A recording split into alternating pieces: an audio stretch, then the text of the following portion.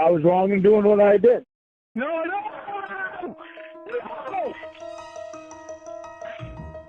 Are you listening?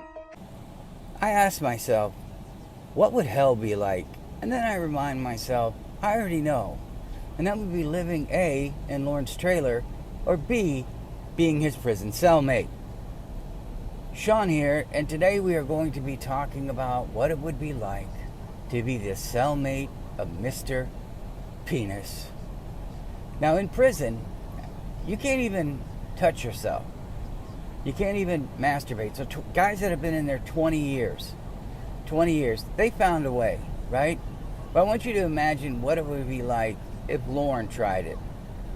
We hear him from 2 blocks away. Like he's beating it. Sometimes I really get the feeling I'm beating my meat. He is punching it as hard as he can, with malice, with bad intentions. Boom, boom, boom. Why won't you work? I think after a while, I don't think Lorne has the balls. Boots. I don't think Lorne has the balls to try and do it in an environment that you could get in trouble. But then again, this is Lorne. I do think the longer he went without doing it, the more he would talk about sex. I think he inadvertently tries to bring out sex talk from other guys, listening to what they say, listening to how they talk. Whenever he talks about doing whatever he does, she started moving around. We know it's all from pornography or from somebody else's stories. He's never done it himself. I don't think he's ever gone down on a woman. For those of you who believe he's not a virgin, come on, man. I know it's impossible for you to imagine that somebody his age could be a virgin. Believe it or not, there are lots of them. I'm sure Lorne would be labeled an incel by the psycho radical left. He would be labeled an incel. You haven't had sex? And then they would look at him and go, oh, I see why you have not had sex. And then they talk to him and they're like, oh, I see you've never kissed a woman. We know the NBC story would be told about every day. Lorne doesn't remember what he says. He can't remember. A lot like that guy, Chris, I was telling you about. The one who spoke to dogs and people were passing out growing up in Wolf County. He's the baddest hands in Wolf County. He's a lot like Chris. He tells so many lies, he forgets what he lied about. So when it's time for him to tell the truth, it completely contradicts all of that bullshit he was spitting. Lorne wants to talk sexually with a woman until it's time to answer questions. He wants to bring it out of them. He wants to find out what sex is all about. Remember Debbie, who was playing Casey, played by Tiffany? Oh, I'm so ready to fuck you. Lorne, beating off in a condom is not having sex, dude. I mean, how are you going to do that? His eagerness, his excitedness, is just more proof that he's a virgin. It really is. Just no clue. That's the most he's ever done. That's why he was so excited, and that's why he was willing to just call it sex, because he's never had it. So his prison cellmate would have to listen to bullshit stories. Chances are he'd be in there with a bad boy who'd been with a lot of women, or man, God, that would be great if his cellmate started telling him stories about all the guys he's done. You hear stories. Jay Williams lived life. He was in prison. He was doing real hard time, like bad prison. He was telling stories about straight guys who came in there and fell for all the cons and the scams. And one of the guys, long story short, he traded himself for commissary to pay back to other guys that he was about to get beat up with. And then he just kept doing it. And Jay would tell stories about people wanting to come in there and do their business with that guy, and he would run away as far as he could. He said, I didn't want to be around the smell, I didn't want to hear it. God, that would be great if Lorne's cellmate was like that, and people would be coming by. You know what? Lorne would stay and watch.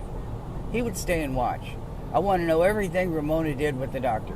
Hold on, I got to get off the phone real quick and process this. As he got out and punching himself in the groin, please work, please work. I made that video about Lorne being a cuck, and I still stand by it. Because I think he knows he can't have sex, and hearing about sex, no matter how much it hurts him, he gets aroused by it. I wonder if he writes short stories. You know, I did that for someone. I am a creative writer. I told you guys, I've done book proposals for people. I enjoy creative writing. And I had a girl I really liked. She was with somebody else and asked me to write the erotic fiction. So I tried it. Turns out I'm one hell of a perv. I think I like sex a little bit too much. Let's just say, and I think the statute of limitations is passed for getting punched in the face by her boyfriend at the time. She read it, called me up. I know she called me on my cell phone late night when she needed my love. So the statute of limitations is over. I never wrote it again, but I had sex because of it. Thank God. And I was down there, and she was flopping around like a fish, and it was so hot. Moving on. I wondered if Lorne ever wrote himself some kind of erotic fiction. And Bob walked in. The girl was naked on the bed.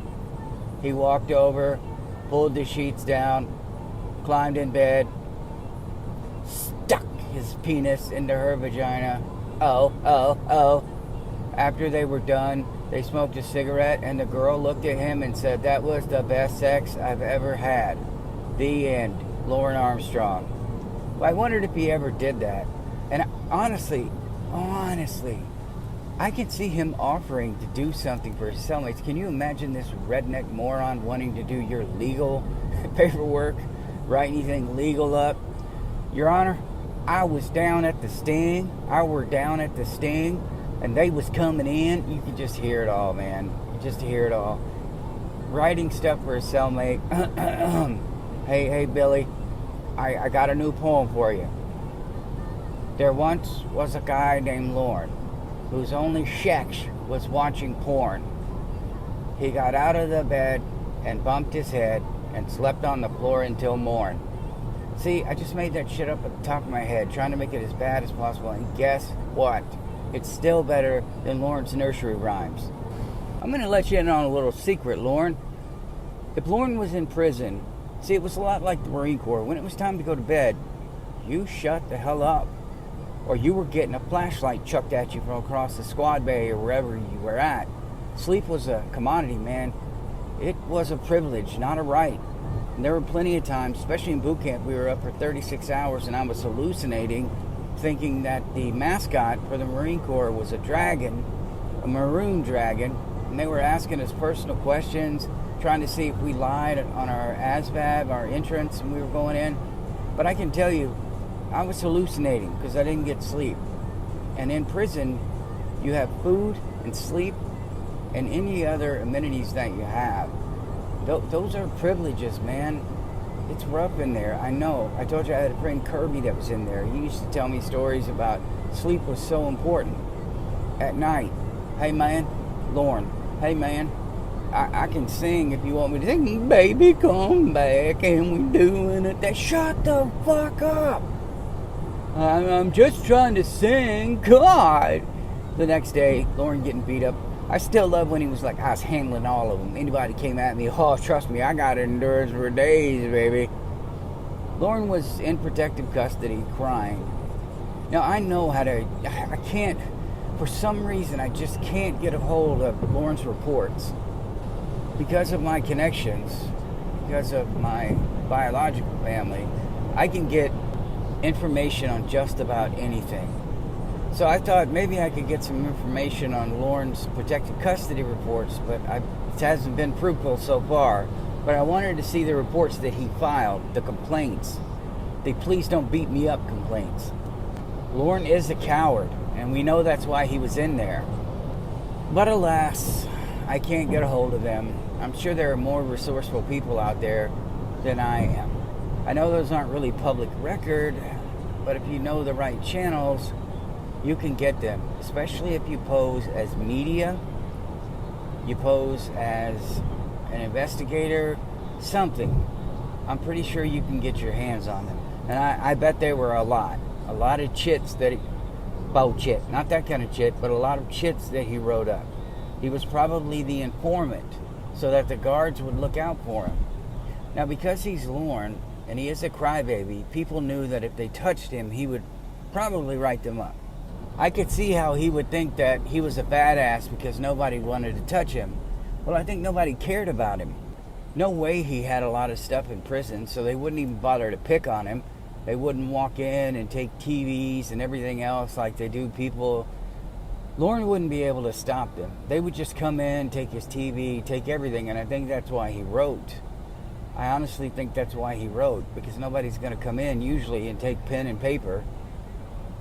Lorne wanting to go to the library would be hilarious. What are you going to read, Lorne? Y'all got Thomas the Tank Engine? We know he didn't read.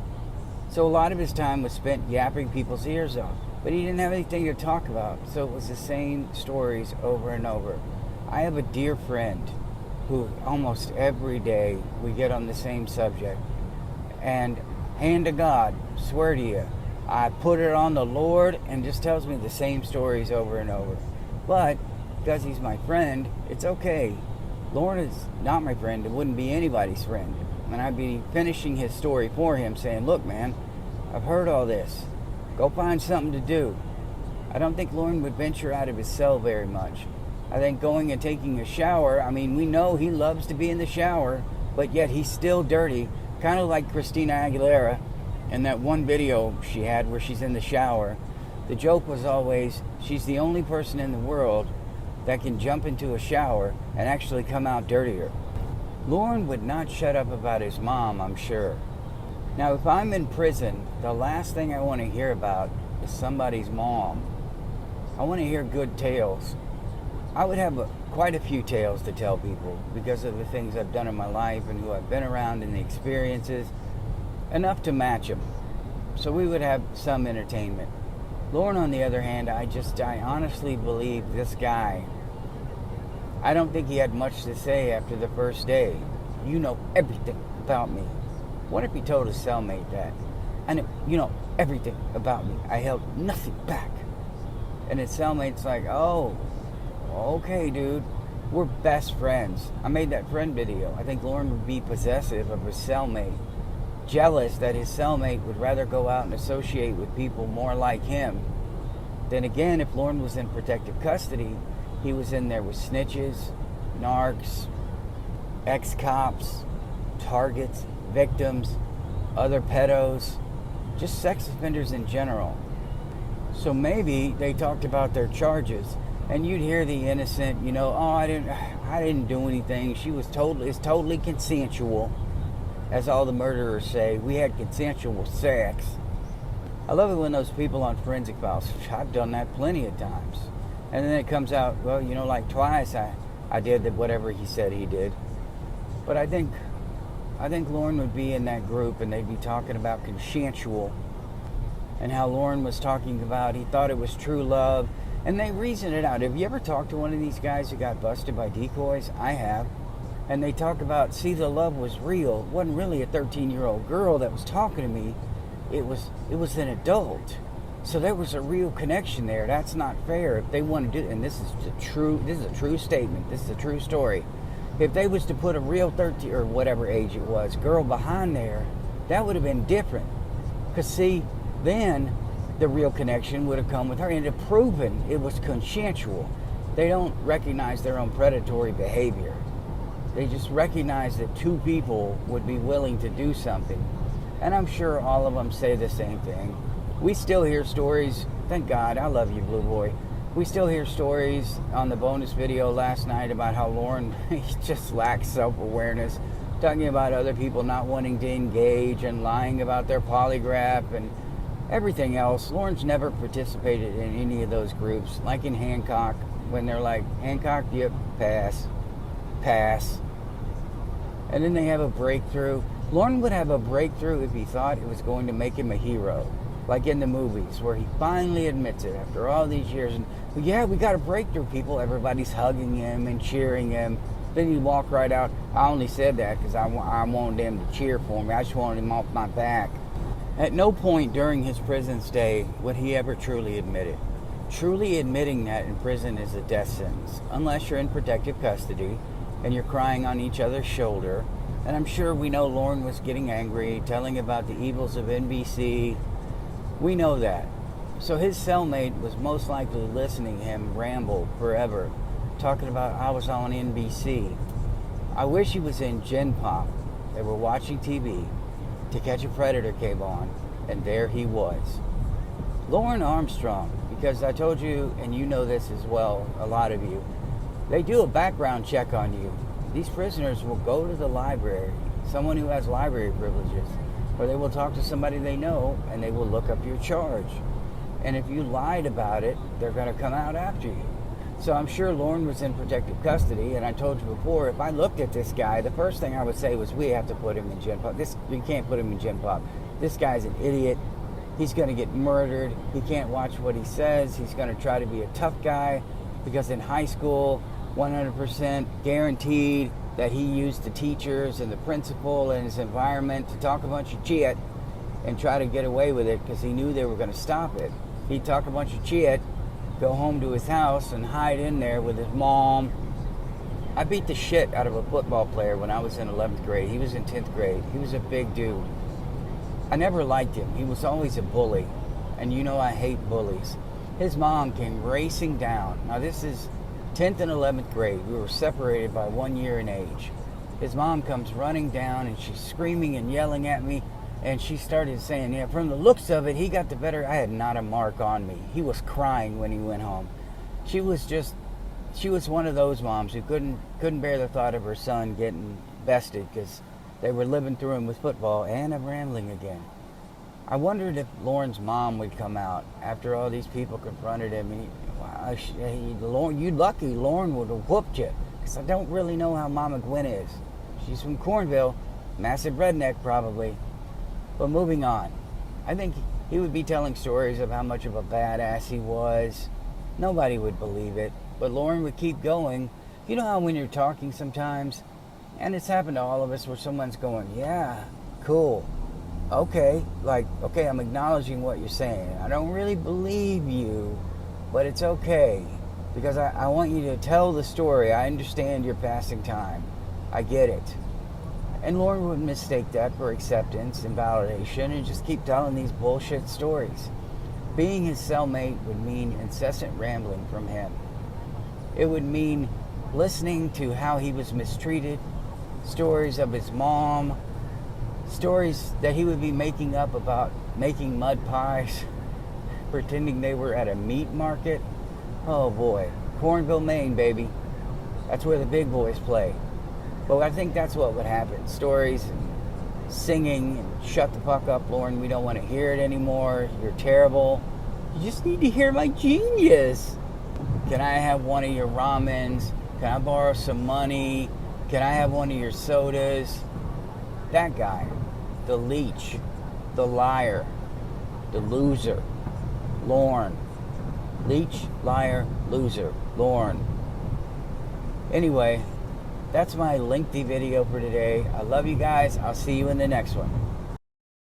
Hang on, I can't even catch my breath. Hang on.